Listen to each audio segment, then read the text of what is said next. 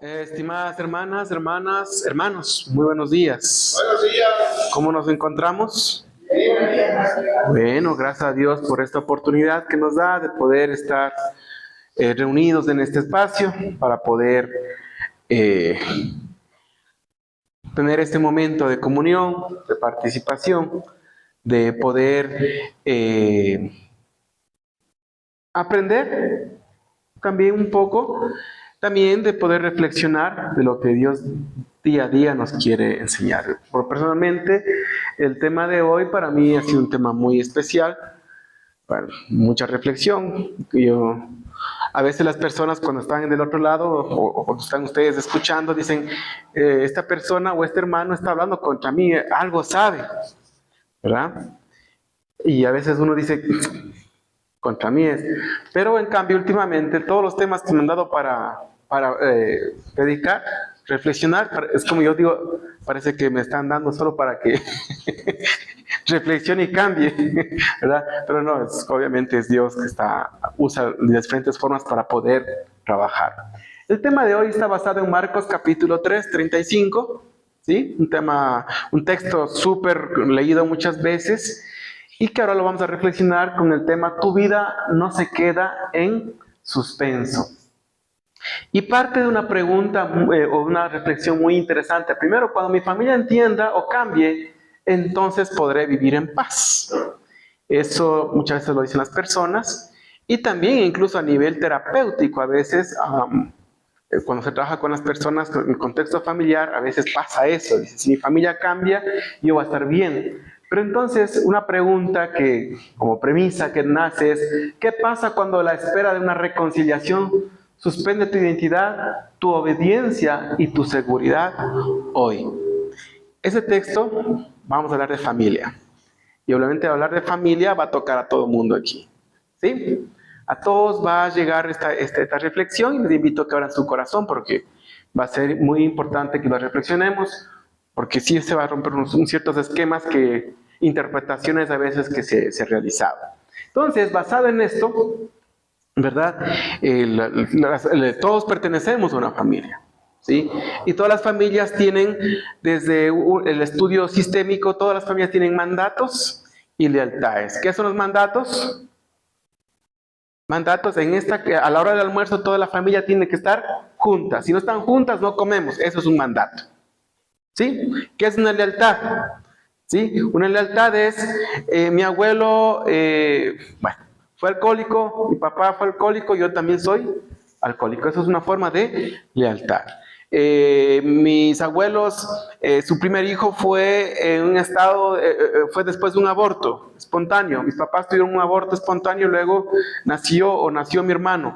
Y luego yo también pasó lo mismo. Eso se llaman lealtades, en cierta manera, entre otras cosas más. ¿Ok? Entonces, mi abuelo fue católico, mi padre fue católico, yo soy católico. ¿Sí? Entonces, esos sean lealtades. Entonces, se repiten patrones. Todos tenemos, pero estos mandatos y lealtades influyen mucho en nuestra forma de pensar, sentir y actuar, que es nuestra personalidad. ¿Ok? Y detrás de eso se mueven muchas cosas. Y vamos basados en este texto, si ustedes leen el texto que les acabo de Mateo capítulo 3:35, dice, quien haga la voluntad de Dios, esa es mi familia. En el contexto, ¿qué pasó? María con sus hermanos fueron a ver a Jesús y Jesús, estando ahí reunido en esta casa, en la mesa, le dicen, tu madre está afuera, que salgas, y tu madre y tus hermanos. Y Jesús, ¿qué les dice? Quien haga la voluntad de Dios, esa es mi familia. Basado en ese texto, vamos a ampliar todo el contexto para entender de qué se trataba. ¿Cómo era la familia en el primer siglo, antes de Cristo y después de Cristo en estos tiempos? ¿Cómo era la familia? ¿Cómo estaba estructurado el sistema de familia? Era muy diferente a lo que es ahora. ¿Sí? Fíjense que normalmente la familia se encargaba de 4 cosas muy importantes: de la economía, el honor, la obligación y la supervivencia. La economía. Hablando de la economía, la familia se encargaba de tener vínculos especiales para poder sobrevivir a nivel económico. Fíjense que es muy importante que en aquellos tiempos las familias se casaban por acuerdos entre familias. Adivinen, ¿para qué se casaban se hacían acuerdos entre familias? ¿Para qué? Para supervivencia a nivel económica y la supervivencia a nivel social. Sí, para tener un linaje. Entonces, no es que se casaban porque estaban enamorados, ni porque decía, yo me caso con esta persona porque está guapa y es la mujer o el hombre de mi vida. No, ahí era que las familias, los grandes, se ponían de acuerdo como familias, y nuestras familias vamos a hacer esta alianza, ¿verdad? Para preservar la situación económica, social, y se casaban. ¿Y los hijos qué hacían? Obedecían. Y se casaban. Así se casaban. Por esta situación económica y la supervivencia. ¿Ok? Fíjense. ¿Y qué hacían los hijos en aquel tiempo? Que una forma de honrar, ¿qué hacían? Obedecían esos acuerdos entre los padres. Eso hacía la iglesia del primer siglo. Punto. Segundo, ¿cuándo es que nosotros ahora decidimos? Y digo, yo quiero casarme con esa persona y con esa persona no. Que por más que mis papás digan, ve, esa guambra parece que está interesante. ¿Qué te parece? Y digo, no me gusta. ¿En qué momento cambia eso?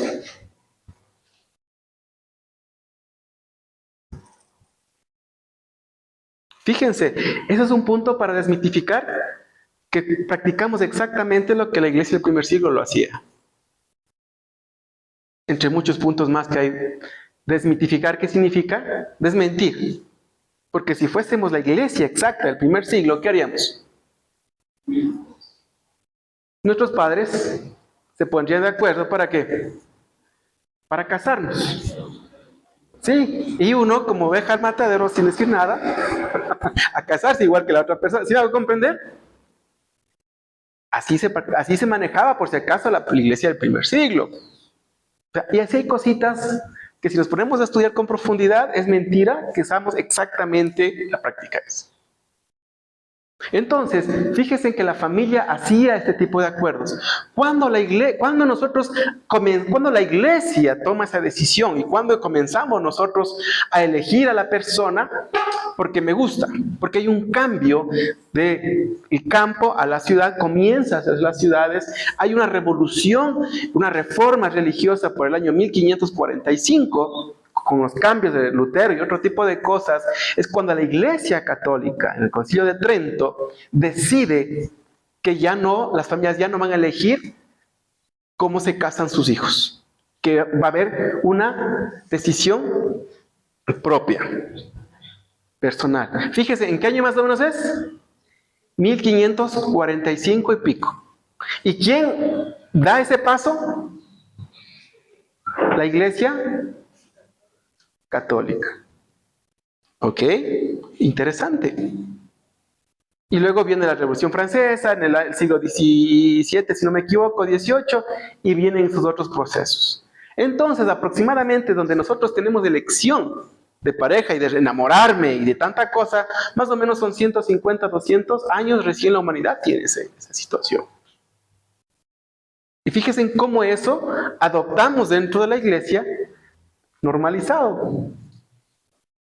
¿Está bien o está mal? No puedo decir ni está bien ni está mal. Solamente es para analizar muchas veces algunos puntos de que si hay incoherencias muchas veces en nuestro lenguaje. Pero volvamos al asunto. Entonces, en aquel tiempo, en la familia, ¿verdad?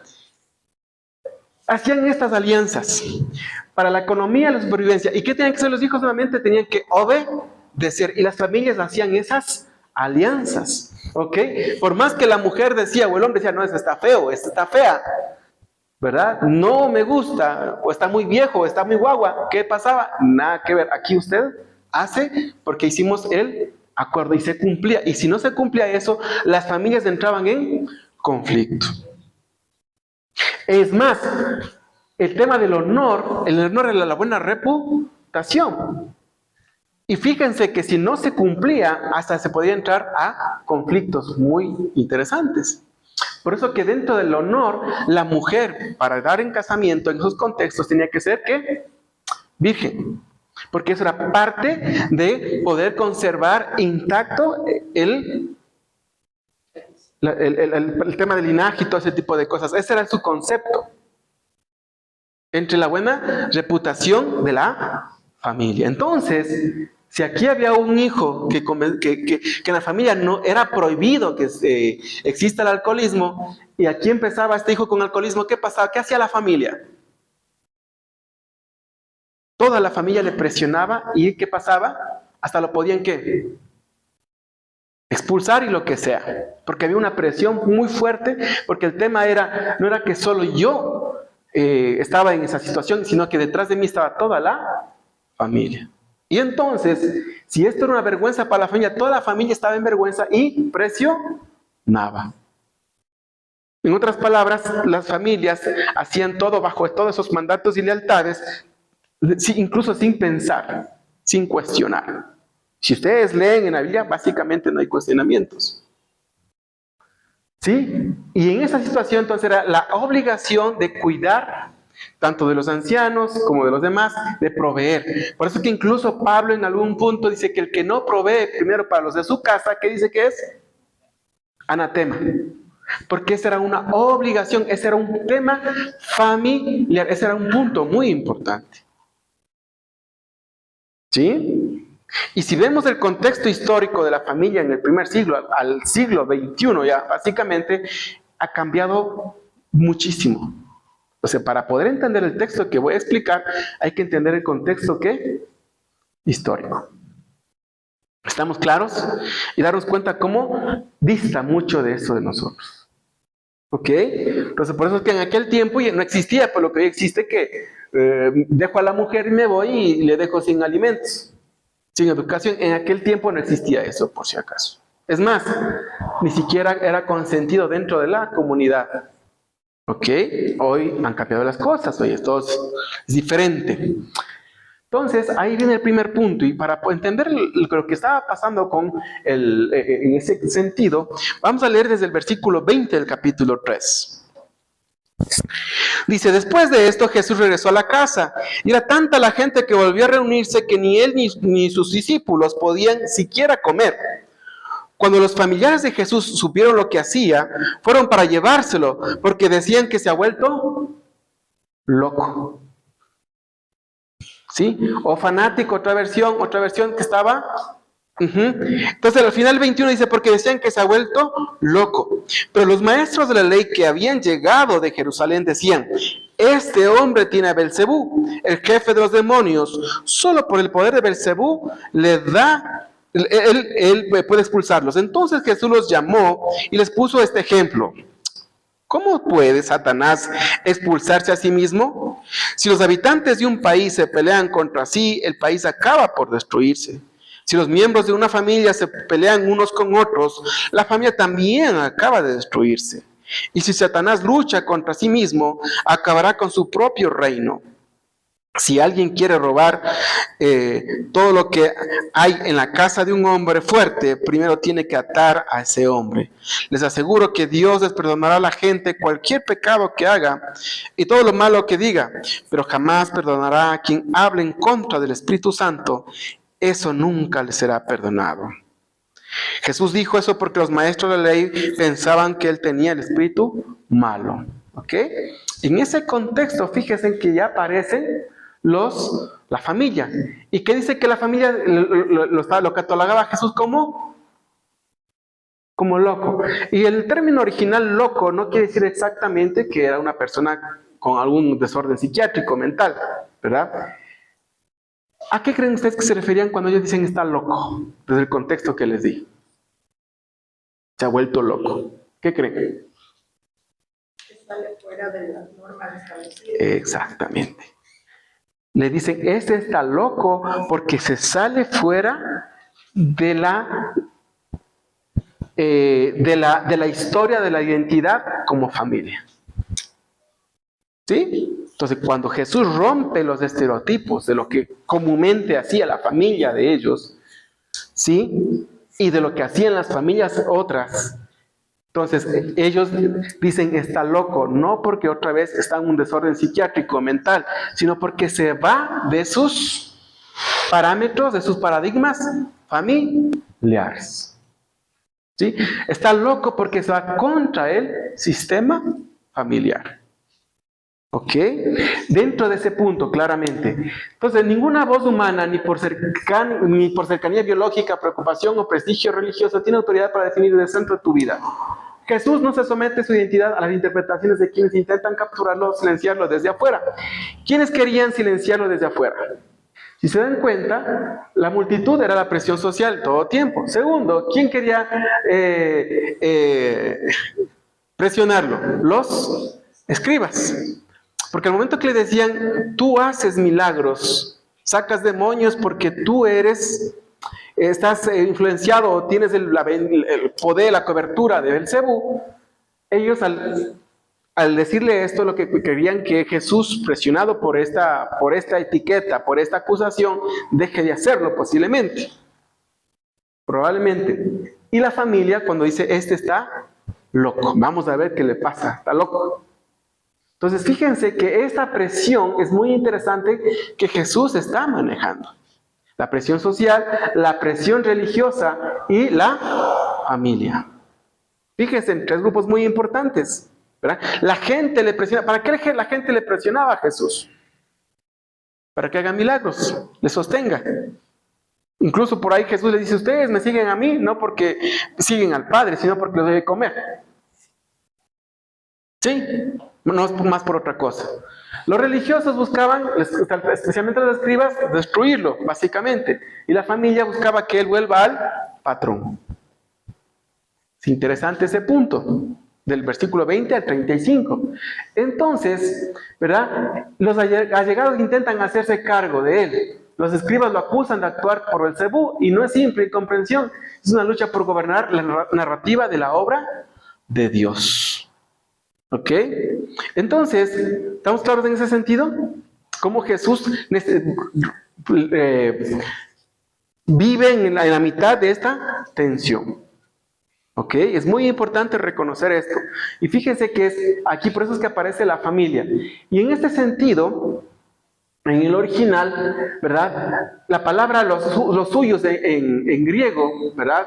Oira, auto, los suyos, pueden ser familiares o discípulos. Existe ambigüedad intencional en el texto. En el original, muchos de los estudiosos dicen que puede referirse exclusivamente a la familia o posiblemente a los discípulos, pero no exactamente a los 12 discípulos, sino los que también le seguían detrás de los discípulos. Recuerdan que cuando Judas se suicidó, luego tuvieron que elegir entre los otros discípulos que también habían estado presenciando. Se refiere a este tipo de discípulos. Entonces, en el contexto da a entender que probablemente se refiere a eso también, y los integra como los suyos. Y también, ¿verdad? La palabra estín, cuando se refiere a estar fuera de sí, es una evaluación social narrativa, no un diagnóstico clínico moderno como lo explicaba. ¿A qué se refiere entonces una evaluación social narrativa? Lo que expliqué hace un momento, todo lo que se sale de los paradigmas es un loco. Entonces, voy directo a aplicar al tema de la familia. Cuando la familia, hay diferentes tipos de familias en la actualidad. ¿Sí? Hay las familias aglutinadas, hay diferentes tipos de familias disfuncionales. Hay familias disfuncionales que, si los hijitos no se reúnen el 24 de diciembre, ¿qué pasa con la mamá o la abuela? Se pone triste, le va a dar el paro cardíaco, la hipertensión, y nadie me quiere, todos me odian. Eso es una forma de manipulación de que todos tienen que estar reunidos. Entonces, se casa, dice, y ella le dice a él, tenemos que ir porque si no mi mamá se muere. Y el otro le dice, en mi casa es igual, nosotros vamos de paseo en cambio.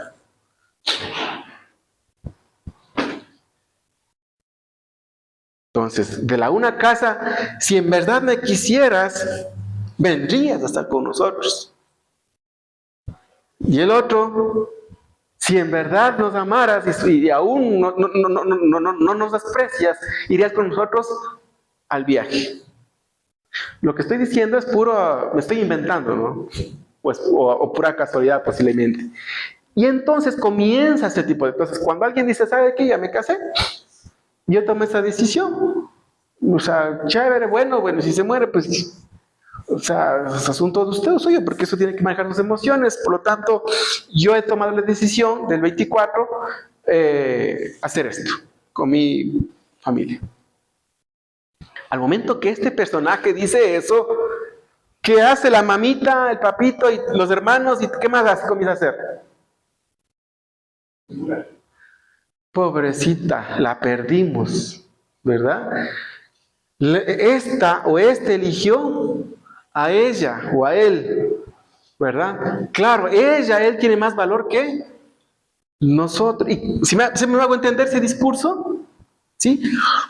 Y diciendo, bueno, mis 8 o 10 hermanos harán eso, pero yo voy a ser diferente. A eso entonces, en ese sentido se volvió ¿qué? Loco. Se volvió loco. ¿Sí? Le puso en contra de nosotros, se volvió loco. O la otra puede ser, este es tonta, no tiene criterio propio. ¿Cómo se va a dejar convencer y no va a participar con nosotros? ¿Ok? Entonces, eso es muy interesante lo que sucede aquí, lo que pasaba entonces cuando dice está fuera de sí, como explicaba hace un momento, los suyos. Entonces, la Biblia relata una intervención de control, no una patología estructurada. Cuando hablamos de una patología estructurada, estamos diciendo, como hoy al menos se está mirando, explico, hay familias que son muy neuróticas, ¿sí? ¿Sí? Que son neuróticas, o sea, por todo hacen relajo, todo es problema, no se puede hablar, griterío por aquí, por acá, son familias neuróticas, que eso genera obviamente personas neuróticas. ¿Sí? Hay familias que generan mucho la tema de paranoide, esquizofrénica y todo demás, que genera al final personas con estas enfermedades a través del doble vínculo. Entonces, existe esta actualidad. Pero en aquel momento no estamos hablando de ese tipo de familia. Estamos hablando de una familia que buscaba el control, pero ¿en qué sentido buscaban el control? Hablemos de la familia de Jesús. ¿En qué sentido buscaba el control? Porque estaban preocupados por Jesús. Porque ya lo estaban queriendo tener una trampa. Mucha gente lo hostigaba, lo acusaban de ser jefe de los demonios o pana del jefe de los demonios. Entonces, ¿qué proveía la familia del primer siglo? ¿Qué proveía? Seguridad y honor. Entonces, ese control que quería tener la familia de Jesús era desde el control, pero buscando la seguridad y mantener el estatus quo. Había una preocupación, o sea, la familia de Jesús o los suyos lo hacían porque eran malos o estaban patologizados, enfermos, familia neurótica o así, no. Ahora sí hay eso, pero no, si no se refiere más, ¿por qué? Porque en este contexto recuerden que la familia se organizaba en 4 pilares muy fuertes, ¿se recuerdan, no? Honor, seguridad, obligación y economía. En ese contexto lo estaban haciendo. Entonces, ¿había una preocupación legítima? Sí. ¿Por la seguridad? Sí. ¿Por el honor? Sí. Pero detrás de eso existía el control. ¿Qué es el control? No hagas esto, no hagas esto. Porque te estás saliendo del control, te estás haciendo loco. ¿Cuántas acciones como familiares hacemos desde la preocupación verdadera? Pero detrás de eso, básicamente, es por mantener el status quo, o a su vez, por mantener el control, que nos lleva incluso a sobrepasar los límites de las otras personas. Nos lleva posiblemente a manipular, violentar, ser coercitivos para generar el control.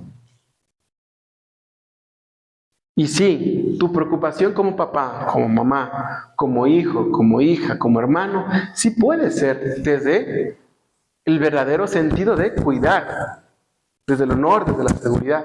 Pero probablemente detrás de eso está disfrazado, o detrás de eso está el control y todas esas estructuras, ¿verdad? De esos paradigmas del control, del miedo, buscando mantener el status quo, que probablemente ese status quo no es en realidad funcional, como explicaba el ejemplo acá. Si el 31 de diciembre no está la familia reunida para comer las 12 uvas, correr la manzana, por eso el 31, ¿sí? Si no está el 31, o sea, no es familia.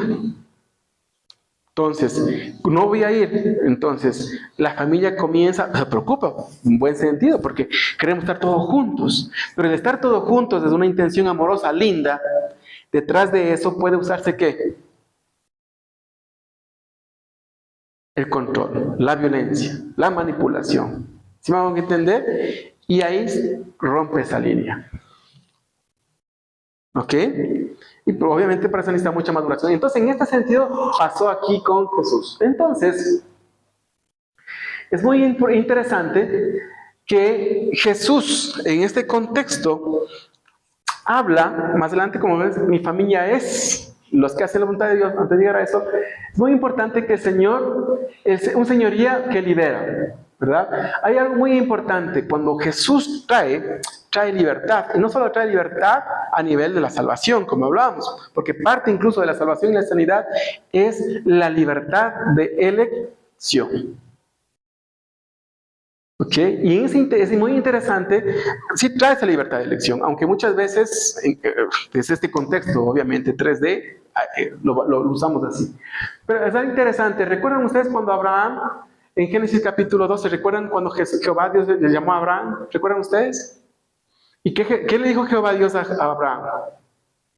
Sal de tu parentela, de tus costumbres, de tus ídolos, vente, que yo te voy a dar de ti una nación grande, te daré un lugar especial. Y eso es importante, ¿verdad? Cómo Jesús ilustra básicamente esto en nuestro contexto. ¿Sí? Y el contexto de la familia es muy importante reconocerlo. ¿Sí? Es muy importante reconocer lo siguiente. La familia es una bendición.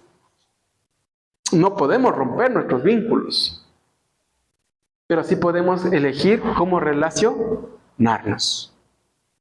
Si esta familia, ya sea en el contexto no cristiano como dentro del cristianismo, en los dos contextos da igual, no porque está dentro de la iglesia ya, digamos, es una familia que está generando crecimiento espiritual, mentira. No garantiza que sea cristiana, que genere un crecimiento cristiano por si acaso. ¿Sí? Antes solo se lo miraba desde la parte que no es cristiana. Cristiano o no cristiana, el punto aquí no está viendo si es cristiano o no cristiana, porque incluso los suyos, diríamos, o sea, los suyos son gente que le entiende pues del ministerio de Jesús, ¿sí o no? Pero no. Está hablando que incluso para que esa verdadera libertad espiritual, ¿sí? Esa verdadera libertad espiritual muchas veces vas a tener que observarse hasta qué punto la familia está generando ese crecimiento o ese estancamiento. ¿Sí? Esté dentro de la iglesia o fuera de la iglesia, por si acaso. Entonces, eso es muy importante reconocerlo y entender hasta qué punto posiblemente, ¿cómo nos damos cuenta que la familia está generando posiblemente algún tipo de presión y no tenemos señorío sobre nosotros?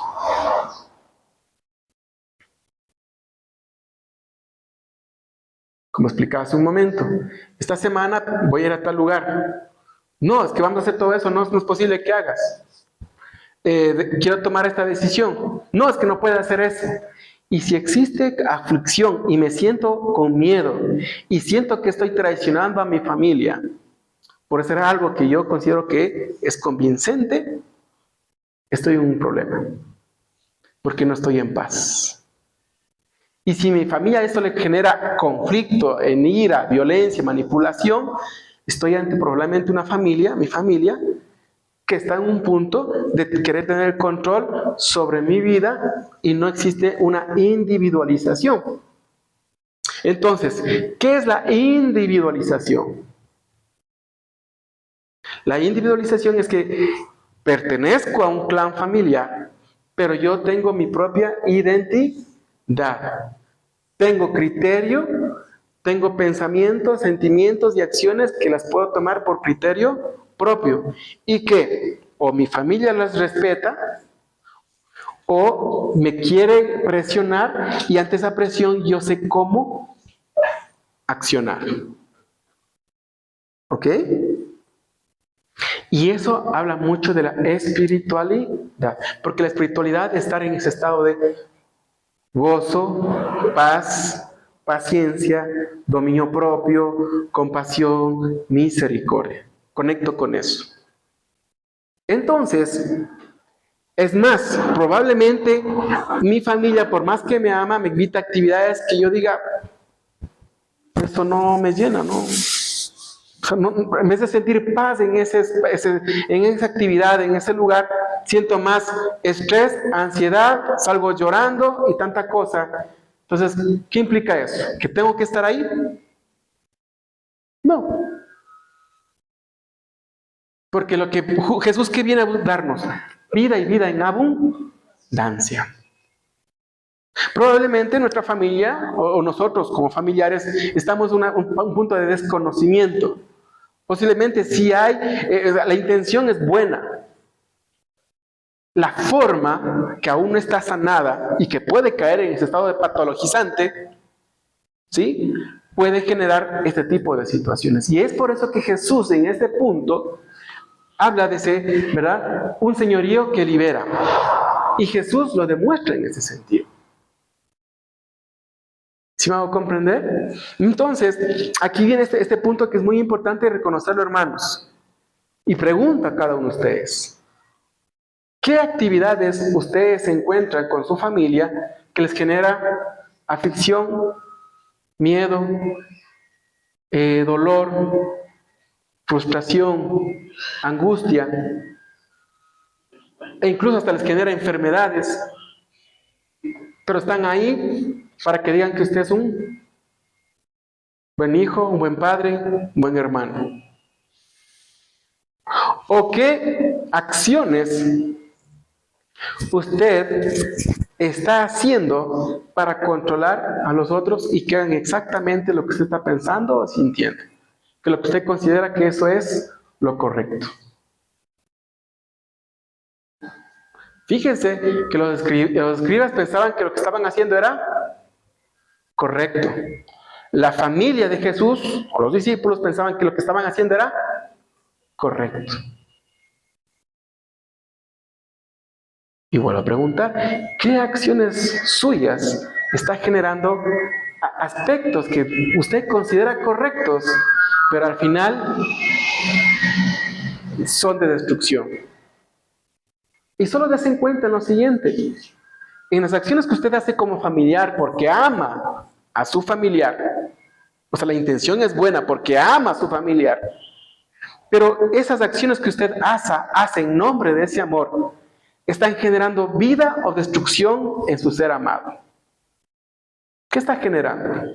¿Está generando paz, armonía o está generando más destrucción, más violencia, más distanciamiento, más resentimiento? ¿Qué está generando?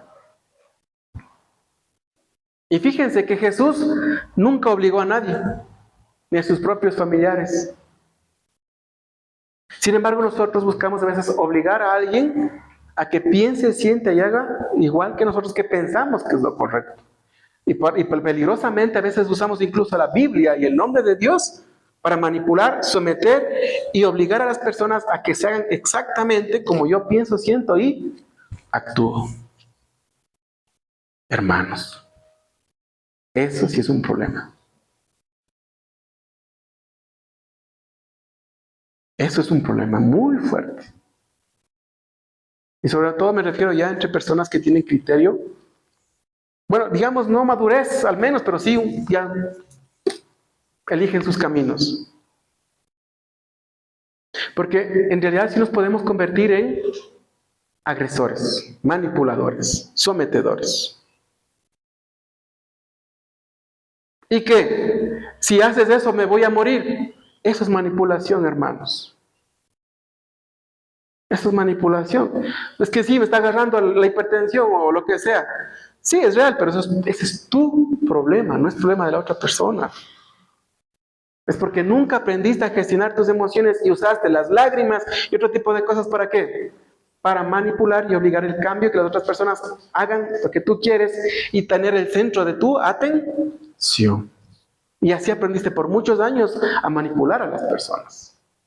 Pero va a haber personas como Jesús, que nos apoderamos de este señorío, de esta libertad espiritual, y adivinen qué vamos a hacer.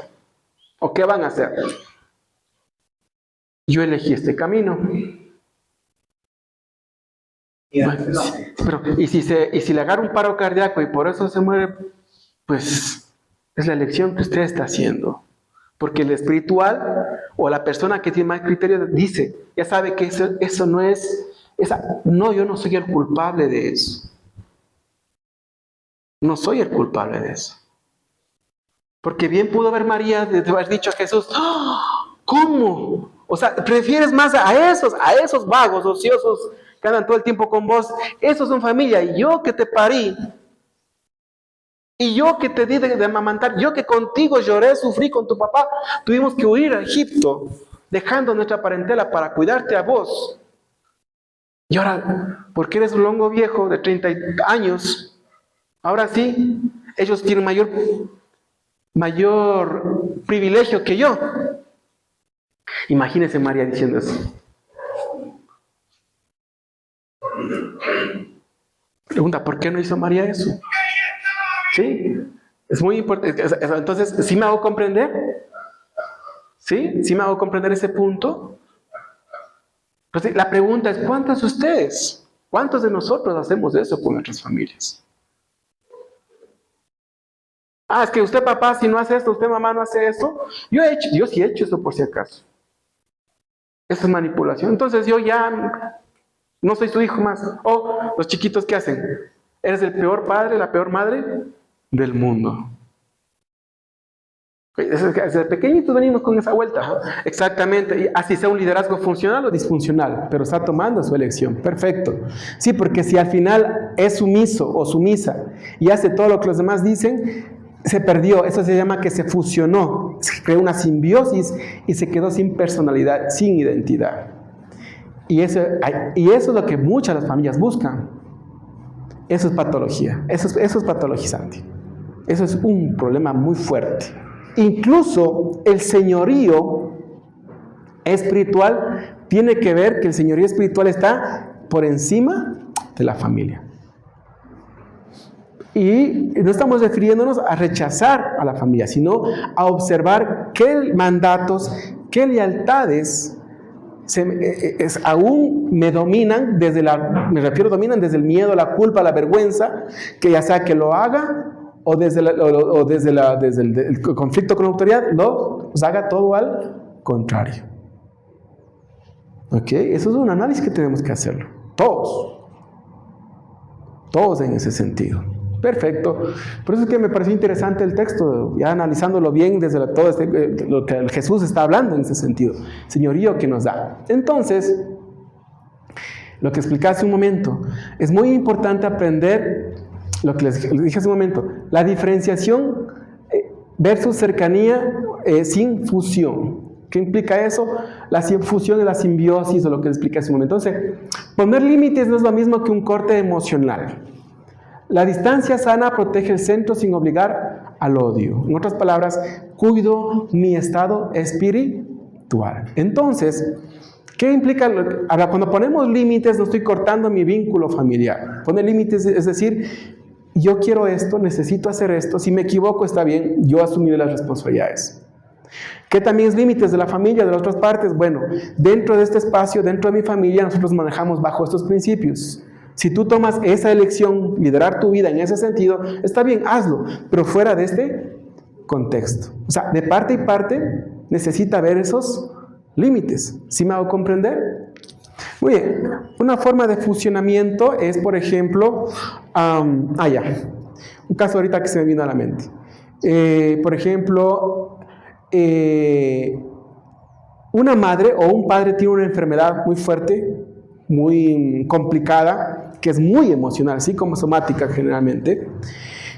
Entonces la hija o el hijo, por amor, por lealtad, ¿verdad? Porque posiblemente desde muy niña, muy niño, este niño sostenía emocionalmente a la mamá o al papá, digamos que a la mamá, que la mamá, el marido se iba y lloraba y se ponía mal. Entonces, ¿qué hacía el hijo o la hija? La sostenía emocionalmente. Entonces, tú tienes que ser un buen hijo. Tú nunca tienes que abandonar a tu madre la que te dio, ¿sí? Porque eso, y si le dejas a tu madre va a ser como tu papá, un hombre desconsiderado, etcétera, etcétera. Entonces, ¿qué pasa con este niño? Porque no quiere ver sufrir a mamá, comienza a entrar en una tipo simbiosis también, o fusión, ¿verdad? Donde sus emociones, sus pensamientos, sus deseos se pierden en el deseo, en la necesidad de su madre. ¿Qué implica eso? Como la mamá no tiene miedo al abandono porque no sanó sus traumas, no se hizo cargo de esa situación, entonces el niño tiene que hacerse cargo de ella, de sus emociones. Entonces va creciendo, no puede ir a hacer un trabajo o lo que sea, hacer su vida, se queda pegado ahí. Y con el tiempo incluso adquiere la misma enfermedad. ¿Sí? Entonces, eso como una forma muy abierta. Otras formas son, por ejemplo, el tema de la fusión es, digamos, si mi papá no logró estudiar, no logró ser un profesional, como parte de mi lealtad inconsciente, una fusión, ¿verdad? Y que también tengo la deuda, la culpa, yo tampoco yo me quedo en el mismo estado académico, digamos. Esa es otra forma de fusión, de cierta manera. Es mucho más profundo. ¿Sí? ¿Qué quiere decir? Que si mi familia o mi hermano o mi familia no fue más allá de lo que consideraba que se puede ir, yo por pertenecer, para no sentirme loco o el extraño de la familia, ¿qué tengo que hacer? Quedarme en la misma. Y ahí sí me dice, así se refiere que me puedo llegar a fusionar. Entonces, cuando yo decido salirme de ese sistema, no quedarme fusionado y tomar mi liderazgo, ya puedo ser visto como el loco. Y entonces cuando Cristo viene, nos da ese señorío espiritual. Por eso que incluso, como explicaba, eso puede ser dentro de la iglesia o fuera de la iglesia, este tipo de situaciones. ¿Ok? Este tipo de situaciones. Porque incluso puede haber familias que por lealtad, se sabe que las cosas no funcionando, pero por lealtad a mi familia, ¿qué hago yo? Ante un acto injusto, ¿qué puedo hacer? Unirme al acto injusto, y eso que es injusto lo veo como justo, como mi causa de conflicto y pelea. Porque si yo me pongo en el neutro, digo, no sé, esos rollos de ustedes, ¿qué hace la familia? Nos traicionaste. No nos apoyas. Porque la familia está en las buenas y en las malas. Entonces, no eres digno hijo mío, de esta familia. Eres uno más de ellos. Ese es el problema. Entonces, si te quedas acá, para no entrar en la culpa y todo lo demás, te fusionas. Pero cuando decido tomar el señorío, y digo, bueno, rollo de ustedes, verán cómo lo arreglan, yo avanzo, ¿verdad? Para mí, considero esto, es entrar en este conflicto como Jesús. ¿Sí vamos a entender? Eso sube dentro de la iglesia, imagínense más todavía afuera. Yo diría que incluso dentro de la iglesia es más fuerte que afuera, la verdad. ¿Sí? La verdad. Sí, y bueno, creo que familias enteras muchas veces, por el tema de divisiones y todo lo demás, a veces eso es fuerte. No estoy de acuerdo, pero como se van, yo también me voy. Por eso es que no dejes que tu padre reaccione automáticamente a la crisis del grupo, desde la fidelidad a Dios. Entonces, es muy importante esto, hermanos. Entonces, las preguntas que hice un momento es muy importante que las reconozcamos, las veamos. ¿Sí? Y eso también es dentro de la iglesia. Porque la iglesia también se convierte en una familia. Y por eso es que como comunidad de la iglesia, si nosotros queremos manipular, someter, coercionar a las personas para que piensen y sientan igual que yo como líder o como maestro o alguien que está compartiendo esto, Y si piensan algo diferente a mí, probablemente estoy entrando en ese sistema. Por eso es que los sistemas necesitan tener libertad ¿de qué? De expresión, de criterio, cuestionar, hablar. Eso sería lo ideal, donde juntos se pueda llegar a tomar decisiones. Jesús redefine la pertenencia. Entonces la sangre importa, pero no ocupa el lugar de Dios. Otra vez, en ningún lugar, en ninguna parte van a leer que Jesús dice odien a su familia. A ningún momento dice eso. ¿Ok? Entonces Jesús desplaza la genealogía automática y establece un nuevo criterio. La pertenencia definitiva se construye alrededor de Cristo, respondiendo activamente a la voluntad del Padre. Si ustedes quieren leer la genealogía de Jesús en Mateo capítulo 1, encuentran toda la genealogía. ¿Ok? Fue importante y respetó a Jesús, pero al final, con María incluso, pero al final Él va por lo que Él vino. Entonces, esto ya vemos en el 31-35. Leamos el 31-35, por favor. Dice, mientras tanto, la madre y los hermanos de Jesús llegaron a la casa donde Él estaba, pero prefirieron quedarse afuera y mandarlo a llamar. Esa parte me parece interesante.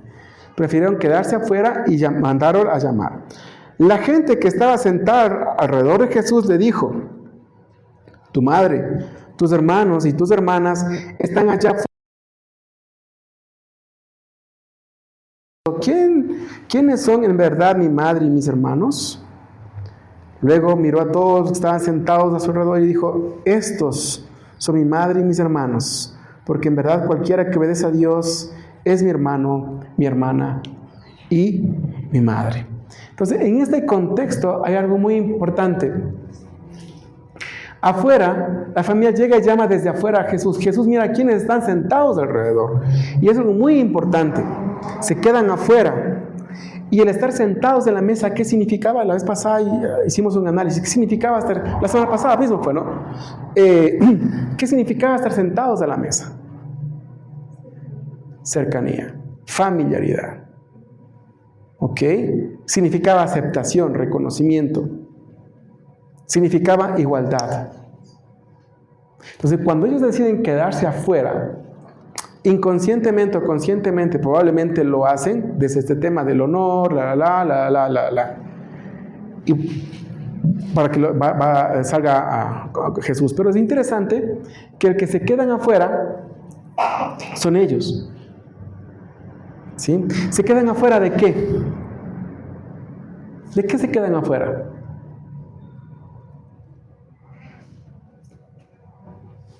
¿Cuál era el propósito de Dios? De Jesús, perdón. ¿Cuál era el propósito de Jesús?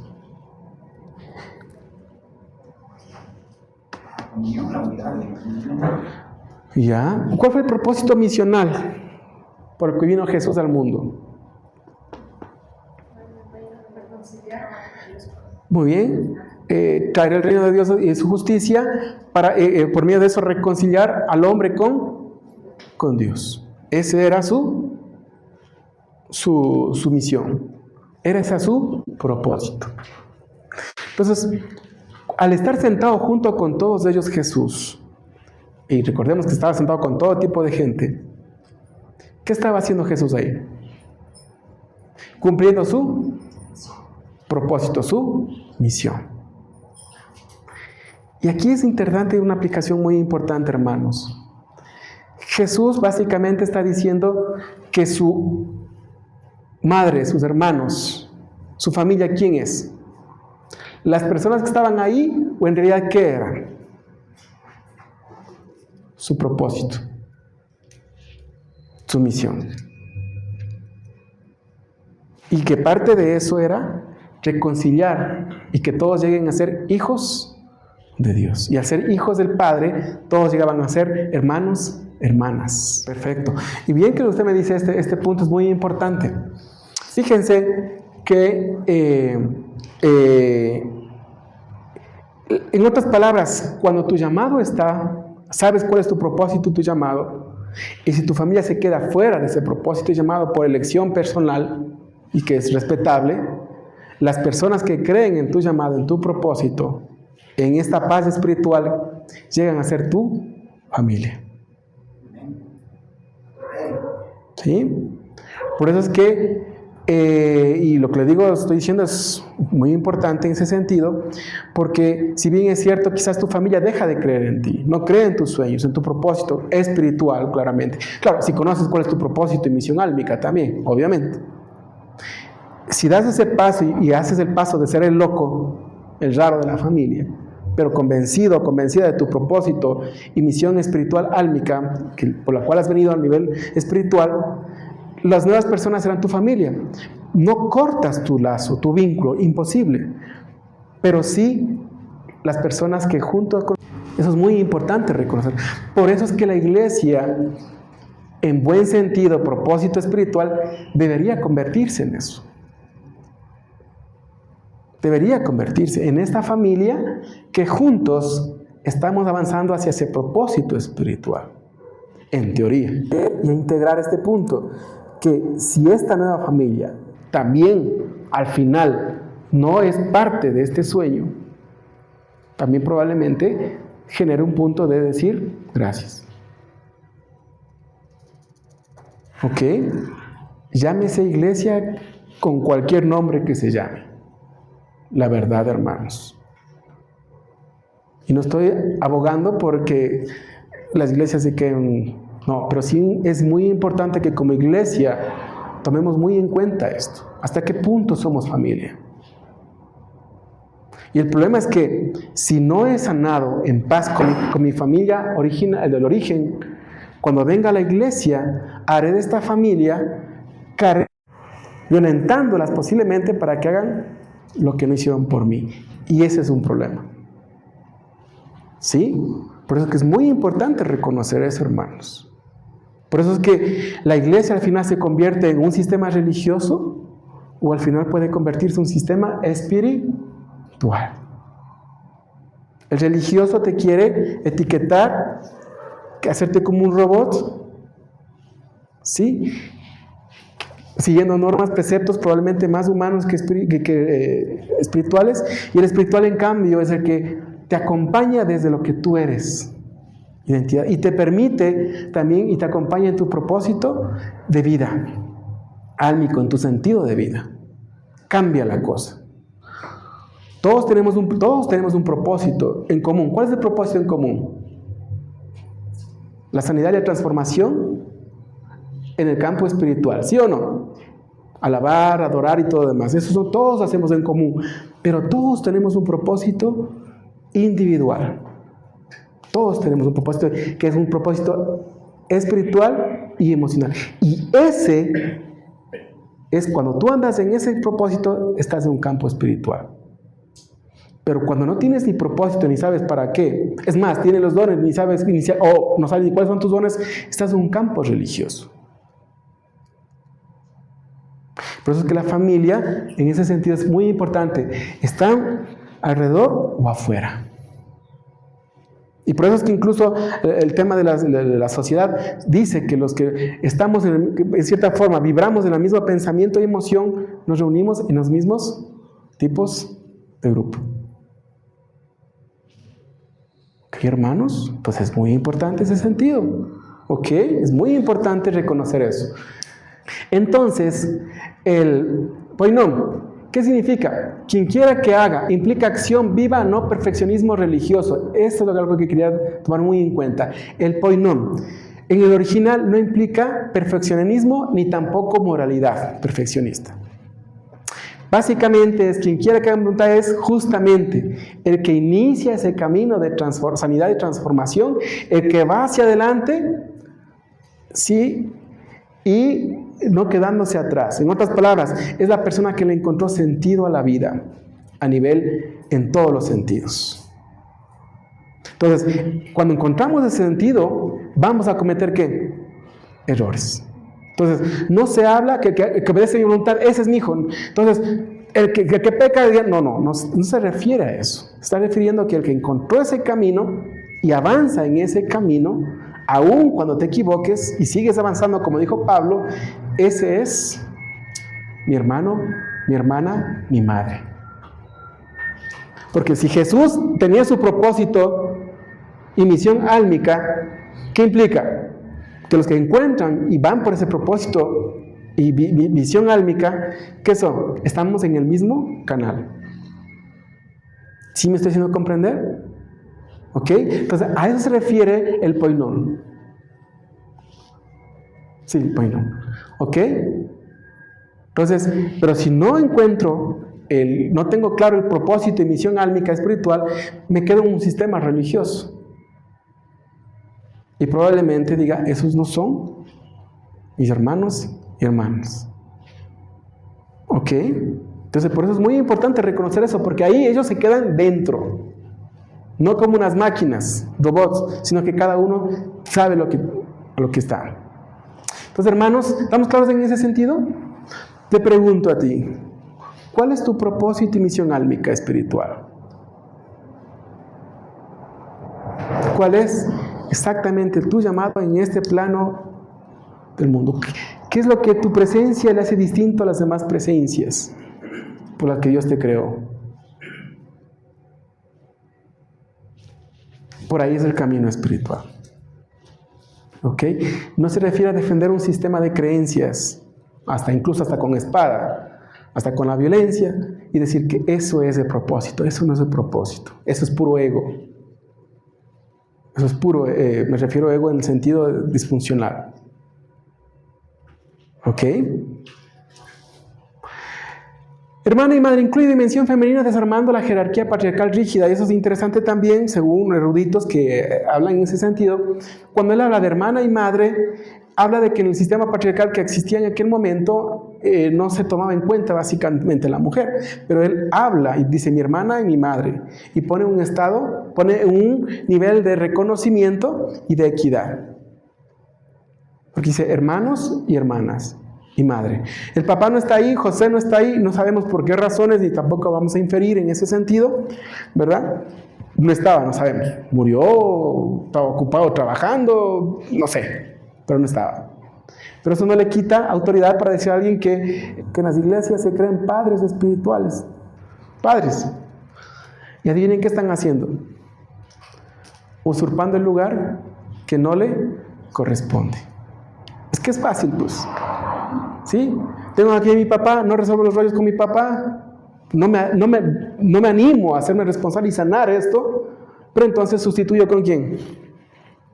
Con un padre. Y en la iglesia es tenaz eso, porque llega a ser padre, ¿y qué hace con ese padre? Una obediencia ciega. No sé si han visto eso. Incluso los líderes religiosos buscan una obediencia ciega como verdaderos padres para que hagan lo que ellos quieran y que crean una fusión o una simbiosis por medio de la manipulación. Entonces mucha gente en las iglesias, Iglesia de Cristo o cualquier iglesia, vienen de estructuras familiares muy disfuncionales donde no tuvieron un padre o una madre. Con esas carencias a la iglesia, pero en vez de sanarlas en el señorío de Jesucristo, a veces lo que hace es trasladar hacia sus líderes y generar una visión ciega, sin cuestionamiento, y se generan como los hijos robots en ese sistema. Sin criterio, sin reflexión, sin sentimientos. Eso tampoco quiso Jesús. Eso tampoco quiso Jesús. Porque eso querían los fariseos y los escribas. Pero hay iglesias y podemos caer nosotros en ese sistema. Y yo puedo decir que en algún punto de mi vida caí en ese sistema de querer que obediencia ciega. Y lo que yo diga, eso es la última palabra. Sin permitir que el cuestionamiento o que se piense diferente. Eso es un problema. Y Jesús está en contra de eso. ¿Ok? Porque sus hermanos, ¿verdad? Es muy interesante, son los que encuentran el propósito y misión álmica. Hermana y madre habla de equidad. Todos estamos en una igualdad. No hay esa violencia, esa humillación. Y por último, autos, declara una relación real, no una promesa lejana para el futuro, ¿no? Es presente y futuro. ¿Ok? Presente y futuro. Entonces, hermanos y hermanas, esto es muy importante. Y fíjense, cuando aquí hablamos de hermana y madre, hablando de la equidad, Jesús desmitifica el punto de que el hombre es superior a la mujer. Otra vez, ya vimos la vez pasada. Ponen esa equidad, ese reconocimiento. Entonces, estamos hablando de un tema Entonces, la obediencia a Dios no coerción humana. Deuteronomio 6, 10 y 30 habla sobre ama a Dios completamente, habla mucho en el Torah sobre esta situación. Y algo muy importante, Deuteronomio defiende obedecer con amor y alianza, no como sumisión ciega a líderes humanos y abusivos. Cristo es quien otorga este nuevo parentesco. No es una técnica de autoayuda, es la comunidad unida por su soberanía, lo que expliqué hace un momento. Y el amor, ¿cuál es? Es el amor el que elige, pero también es el que pone límites, todo en ese sentido, que hemos hablado mucho en ese sentido. ¿Ok? Y eso es lo que hace Jesús en ese punto. Entonces, como explicaba hace un momento, la idealización. La idealización, ¿qué es la idealización? ¿Alguien tiene una idea de lo que es la idealización? ¿Tener expectativas demasiado altas de alguien? O a su vez, mirarlo a alguien con cualidades o aspectos, un modelo ideal, pero que no es real. ¿Qué quiere decir? Por ejemplo, justamente ayer trataba un caso. Mi padre le dice que mi abuelo era el mejor hombre del mundo. Le dije, porque lo idealizó. ¿Qué implica eso? Por los traumas no resueltos, la negación, esto no puede ser, probablemente puso a su padre como: tengo la mejor mamá del mundo, no existe mejor mamá ni mejor papá. Está idealizando. Estoy en la mejor iglesia del mundo, probablemente la está idealizando. Cuando hablamos de no idealizar, habla de saber poner, como hablamos, límites, aceptación, reconocimiento, pero también la verdad como fundamento. ¿Ok? Saber aprender la reparación ante situaciones conflictivas, difíciles, mirar al otro como uno mismo. O sea, todo eso sí tiene que existir, pero no llegar a la idealización. Y la idealización es pensar, decir, en la iglesia se me acaba. Bueno, y antes predicar. ¿Sí me va a comprender? Entonces es bajar esa situación y decir, no, somos humanos en un proceso de sanación y transformación para mostrar la divinidad que existe en nosotros a través del Espíritu Santo. Vernos tal cual somos. ¿Sí? El matrimonio es para toda la vida. ¿De cuál matrimonio estamos hablando? ¿Recuerdan el matrimonio del primer siglo? ¿El matrimonio de los últimos años? ¿Cuál fue el matrimonio espiritual? Lo que Dios mostró.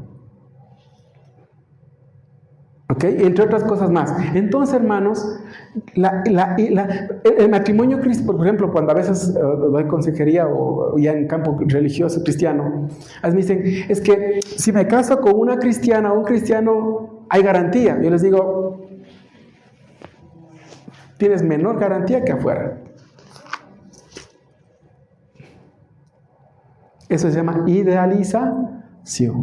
Entonces digo, mientras tú no vayas y veas y hagas estas preguntas, analices esto, te va a ir peor que afuera. Porque eso es una idealización. Porque eso se habla de conciencia, de reconocimiento. ¿Sí estamos, ¿sí? Ok, entonces, miren hermanos, entonces eso es muy importante reconocer esta situación para poder reconocer lo que Dios nos ha dado. Entonces, hermanos, hay mucho más que hablar, pero lo voy a dejar y no pensé que me iba a demorar tanto, mucho hablo. Entonces, ¿cuál es el llamado, hermanos y hermanas? ¿Sí? El llamado entonces básicamente es que cuando nosotros decidimos, ¿verdad?, iniciar con este proceso de sanidad y transformación a nivel espiritual, en la gracia de Dios, sí o sí vamos a tener que redefinir y observar quiénes están adentro y quiénes están afuera. También reconocer que Dios no nos pide que desconozcamos nuestra familia. Al contrario, recuerden que Él incluso dice que tenemos que cuidar. ¿Recuerdan un tema que dimos sobre eso? Cuidar. Porque una forma de honrar a nuestros padres también sí es, honrar a nuestra familia, sí es cuidar, sí es bendecir, sí es obedecer. Pero siempre y cuando no altere, ¿qué? Mi propósito y misión álmica espiritual en base a la voluntad de Dios. Segundo, es muy importante reconocer que qué actividades o acciones estoy haciendo desde el miedo por mi familia o por la iglesia incluso, desde la vergüenza, la culpa o la traición, no me quiero sentir así, y lo hago aunque yo no me sienta a gusto y que incluso eso me cause angustia, desesperación. Es importante reconocer que tengo que ir a ese reconocimiento de mi propósito álmico en la gracia de Dios para que eso me genere y vivir en lo que dice los frutos del Espíritu Santo: gozo, paz, paciencia, etc. Vuelvo a repetir, no estamos obligados a romper los vínculos, no podemos, porque perdemos nuestra esencia también, bueno, nuestra personalidad, nuestro origen. Tenemos que respetar, honrar, sanar lo que hay que sanar para poder avanzar. Pero también implica que si tengo que poner límites a mi propia familia, o que si mi familia me pone límites a mí, porque ellos necesitan cuidarse posiblemente de mí, alguna situación tóxica mía o disfuncional, está bien, porque ese es el camino y hay que aprender a respetar. Recordar que la mejor forma de respetar a los demás es no usar ni la violencia, ni la manipulación, ni el miedo, ni nada por el estilo para dominar y que hagan lo que yo quiero, porque eso no es espiritualidad, eso es violencia. Sino es que es juntos saber hacia dónde vamos en lo que quiero apoyar. Porque al final, cuando Jesús estaba en la cruz, ¿qué dijo? María, ahí está tu hijo. Hijo, Juan, le dijo a Juan, ¿no? Ahí está tu madre. Porque hasta el final Jesús estaba claro quién era su familia. Pero también estaba claro cuál era su propósito y misión álmica. Que no dependía de su familia. Dependía únicamente del propósito de Dios. Pero sin embargo, había ese respeto. Y la mejor forma de respetar muchas veces quizás sea que cada uno escoja su camino. Porque así Dios nos permite. Y que probablemente dentro del propósito de Dios es que nuestra familia más espiritual profunda va a ser la que conozca y esté en camino también en nuestro propósito y misión. Que la gracia de Dios nos siga bendiciendo. Amén.